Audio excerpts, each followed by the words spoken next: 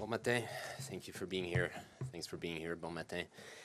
On va appeler un chat. La situation est grave. We're going to call a cat a cat. The situation is, as everyone knows, fairly urgent. Donald Trump's imperial madness is the greatest, most immediate threat to Canada since the War of 1812, and the biggest challenge to international peace and security and the values for which 45,000 Canadians fought and died during World War II. On va appeler, comme je disais, un chat. La présidence de Donald Trump actuellement est la plus grande menace contre le Canada depuis la guerre de 1812 et le plus grand défi pour les valeurs internationales, la paix, la sécurité, toutes les choses pour lesquelles 45 000 Canadiens se sont battus et sont morts lors de la Seconde Guerre mondiale.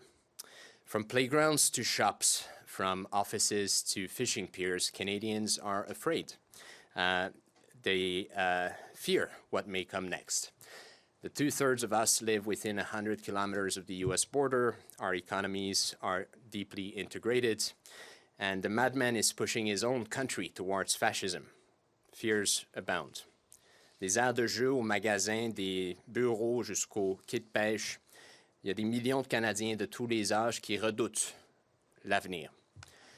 Il y a des gens, les 2/3 d'entre nous, qui vivons près de la frontière américaine. Et il est évident que la manière dont Donald Trump agit présentement aux États-Unis en inquiète plusieurs.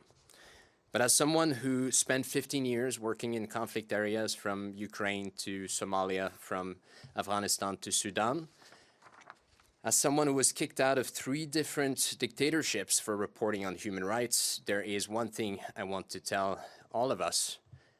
Don't be scared, be prepared. Comme personne qui a passé 15 ans dans différentes zones de guerre, de l'Afghanistan à l'Ukraine, en passant par la Somalie puis le Soudan, j'en ai vu des vertes et des pas mûres. Je me suis fait expulser de 3 dictatures différentes. Puis il y a un message que j'aimerais apporter aux Canadiens maintenant et aujourd'hui. Soyons préparés. On n'a pas rien à craindre si on est préparé. As Greens, we've always believed in 2 things, transparency and the need for government to trust people, empower the citizenry to make the right choices. En tant que Verts, on a toujours cru en 2 principes fondamentaux, la transparence et la nécessité pour le gouvernement de faire confiance aux citoyens puis de leur donner l'opportunité de faire les bons choix. A lot of politicians out there, they claim that they deserve somehow to become prime minister because they would be the best, according to themselves, to face Donald Trump. Now, as someone who actually worked in conflict areas, there is one thing I can tell you, a leader is only but one person. The best way to face a threat is for a nation to be united around a common purpose. There is nothing that one single leader can do on his own to face a threat such as the one that the United States is now posing to Canada. In times of strife, those that are best prepared always come out on top. So where Trump hides, equivocates, lies, and cheats his own citizens, we call on the Canadian government to pledge, and we pledge ourselves, to provide Canadians with the maximum transparency as to the risks we currently face, the best ways to prepare for them, the strategies that can best protect Canadian jobs, sovereignty, and our values, and the tremendous opportunities that lie ahead of us if we come out on top, and we will. Là, il y a beaucoup de politiciens aujourd'hui qui affirment à leurs propres yeux qu'ils méritent de devenir premier ministre parce qu'ils seraient les meilleures personnes pour faire face à Donald Trump. S'il y a une chose que je peux vous dire après avoir fait 15 ans en zone de conflit, c'est qu'au final, un chef, un leader, c'est toujours rien qu'une seule personne. Et une seule personne ne peut pas faire face à ce genre de menaces. La meilleure manière de se préparer à ce que Donald Trump est en train de nous fabriquer au sud de la frontière, c'est en étant unis avec un seul objectif, celui de défendre nos intérêts, de défendre notre pays. Et en période de lutte, ceux qui sont les mieux préparés sont toujours victorieux. Alors là où Trump se cache, puis tergiverse, puis ment à sa propre population, nous, on appelle le gouvernement canadien à être transparent, puis on promet d'être aussi transparent que possible par rapport aux risques qui sont présentement face à nous pour qu'on puisse se préparer, pour qu'on puisse trouver les stratégies, les meilleures stratégies pour y faire face, pour défendre les emplois, la souveraineté, puis les valeurs canadiennes face à Donald Trump. In that spirit of transparency, we believe it was essential to share the various risks we could identify in an attempt not to create panic, because nothing is to be feared if we can be prepared, but to spark conversations among Canadians as to the best way forward to protect our nation, especially now as Parliament, the place where those discussions should actually be taking place, is closed because of Liberal internal matters. These risks include direct and indirect interference in upcoming Canadian elections, whether they are federal or provincial. They include attempts to turn provincial leaders against one another or against the federal government. They include flooding Canadian media and flooding the entirety of the country with disinformation through Trump-controlled media outlets or sympathetic outlets to Trump. Of course, we can think of X and Meta. We can think of US-owned Canadian enterprises here in Canada, such as the Toronto Sun and the National Post, which are owned by a hedge fund in the US that has very close links to Donald Trump. We can think, of course, as well of maintaining the threat of tariff and moving the goalposts, just as the president has been doing these past couple of weeks, to maintain our country in a state of economic uncertainty. And by undermining our economy, costing Canadians tens of thousands of jobs, potentially provoking a recession, we know that eventually he could weaponize the anger at the economic circumstances caused by the tariffs to create an internal movement, an internal domestic political movement in favor of annexation. And this tactic, as we have seen not too long ago, could be similar to the Pierre Poilievre-supported Freedom Convoy, which was seeking to undermine Canadian democracy and attacking Canadian institutions and leadership with financial backing from U.S. actors. There are many other threats that we've identified. They are part of this document that we are releasing today. One thing that is clear is that facing the risks will not be easy. It will cost a lot of money. It will demand hard work and sacrifices from us all. And anyone who tells you that we can cross the rough waters ahead of us with minimum impact on our lives, or with cuts, or with a balanced budget, or by submitting to Trump simply is lying to you. Dans cet esprit de transparence, on croit que c'est nécessaire. On croit que c'est nécessaire de partager les risques auxquels on fait face actuellement, pas pour créer la panique, mais pour aider les Canadiens à se préparer, parce qu'au final, on n'a rien à craindre quand on est préparé à faire face aux défis qui nous attendent. C'est aussi pour lancer des discussions parmi les Canadiens sur la meilleure manière de répondre à la menace Trump, à un moment où l'endroit où ces discussions devraient prendre place, le Parlement à Ottawa, est fermé à cause des discussions et des questions internes propres au Parti libéral. Ces risques-là que la présidence Trump pose présentement au Canada, ils incluent l'ingérence directe ou indirecte dans les élections fédérales ou provinciales.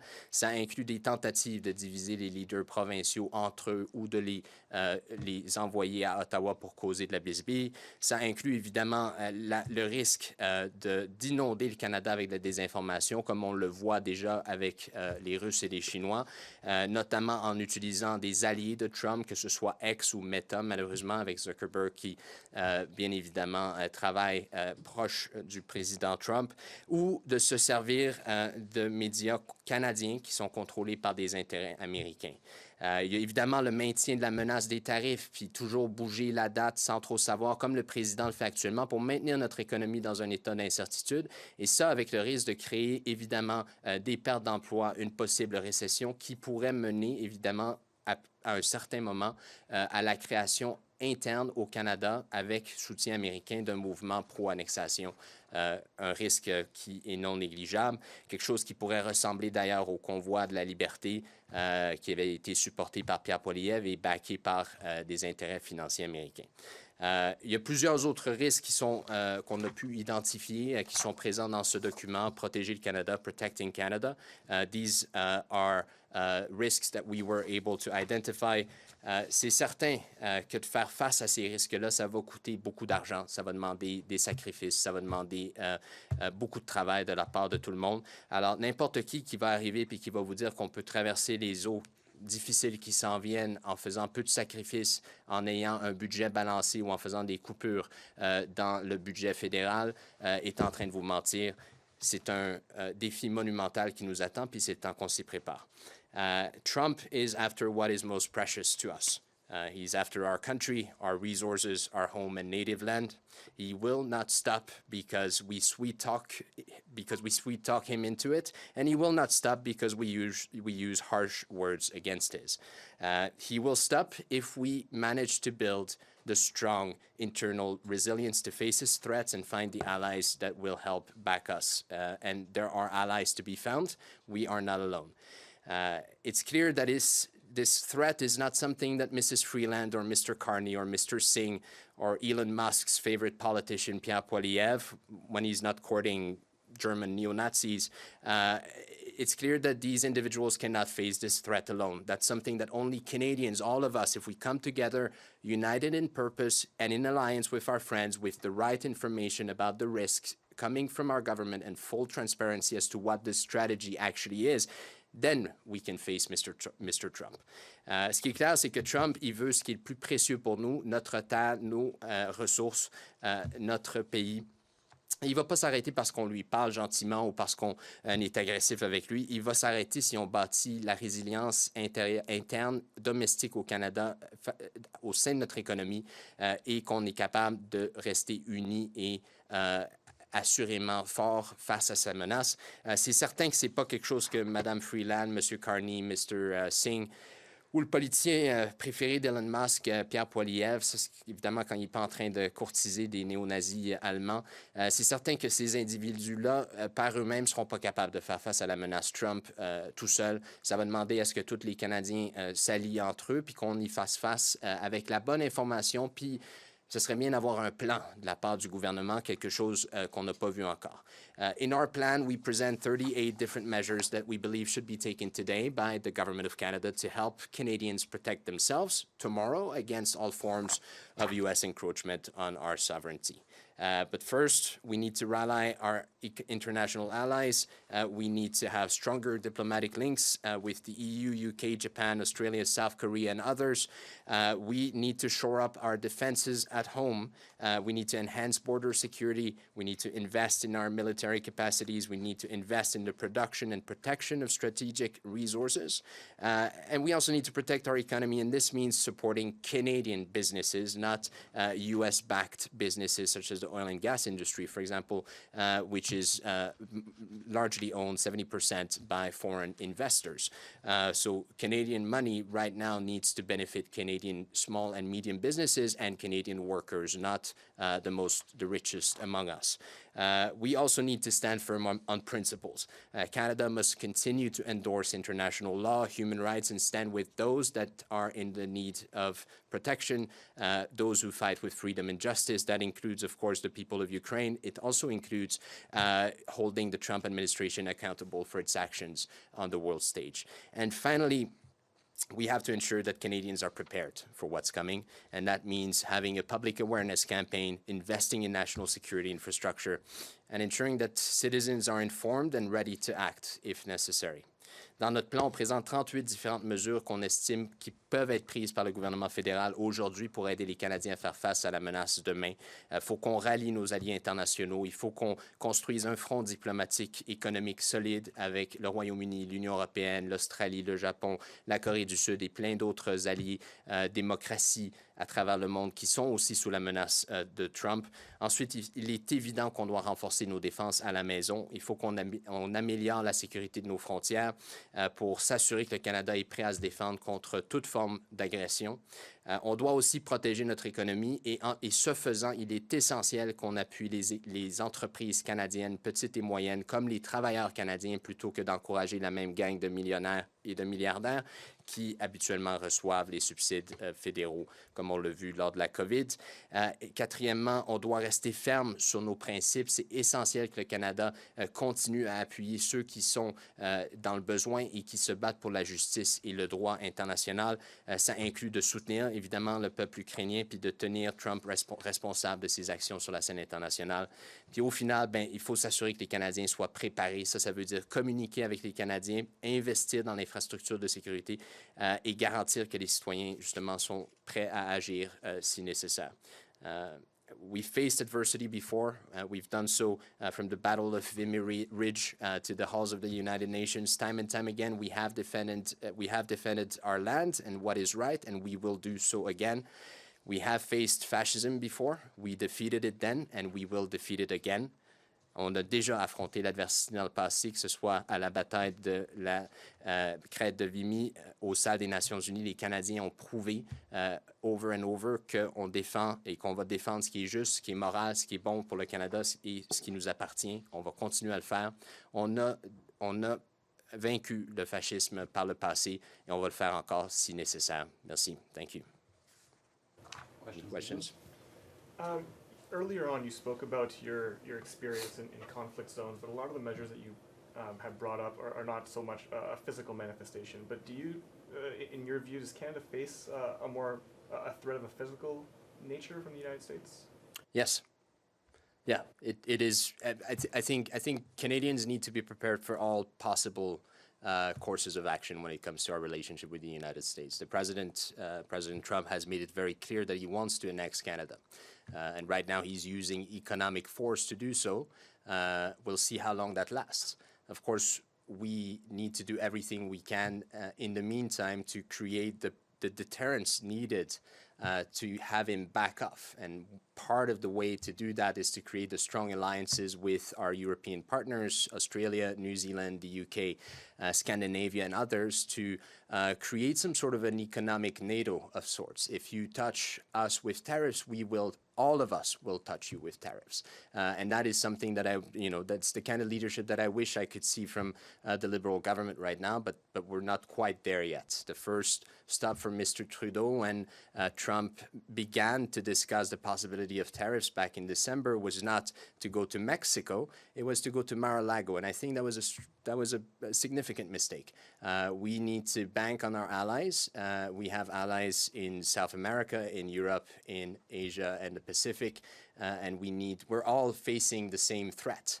And it is only natural for Canada to take a leadership role in creating the sort of infrastructure economically that can help us deter the U.S. from continuing on its course. But if we cannot do that, then I do believe Canadians and Canada in general need to be prepared for what undoubtedly right now is an extremely uncertain world. One where we have two large actors, if not three, the largest countries on earth, the US, Russia, China, that are revisionist in nature, that do not play by the rules, that are bullying smaller nations, and it is only normal in that context that we prepare ourselves for every possible course of action from Washington.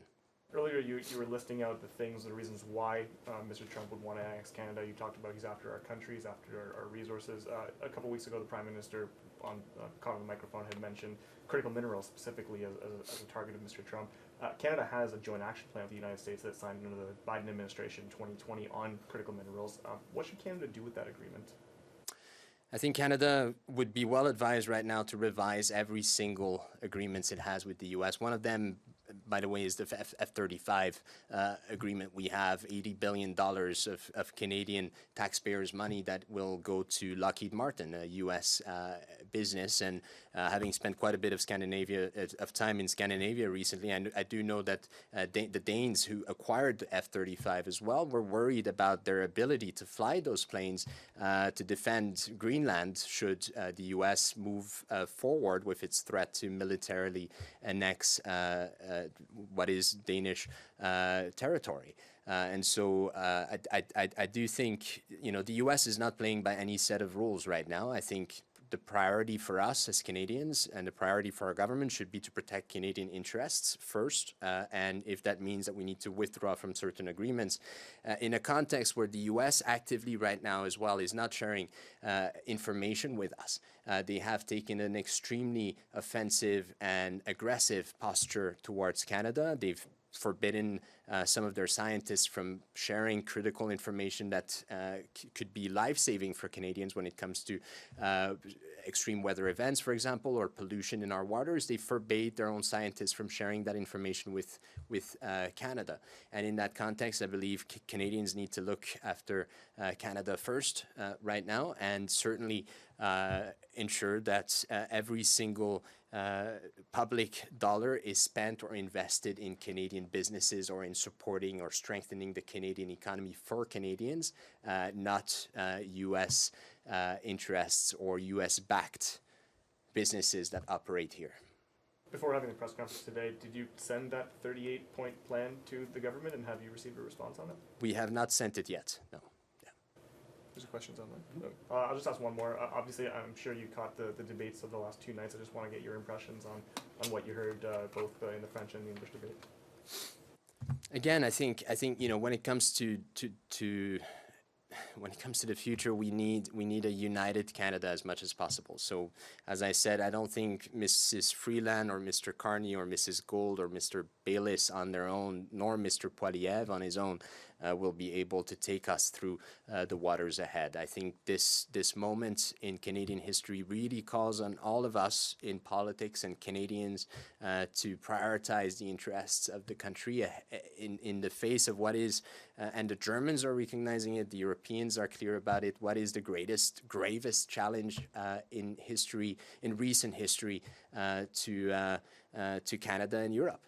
And I think that seriously calls into question the premise that some of the leadership candidates in the Liberal Party have, that they would be the best equipped and that they can do this on their own. This will require true cross-party effort, and it is critical that Canadians be equipped and be trusted as well to take the right actions. And it's the most incredible thing for me, and I think for many Canadians, to see how this grassroots movement of Buy Canadian, Buy Canada started. That is extremely impressive, and frankly, that is the kind of spirit that needs to be maintained. And I worry, of course, especially given the tone of politics these days, that the upcoming elections, especially with the kind of aggressive narratives that the Conservatives are bringing forth, I worry that there will be more division, and we need to do everything we can to avoid that and really come together as a nation, and that's certainly how we're going to approach the next election. Yeah.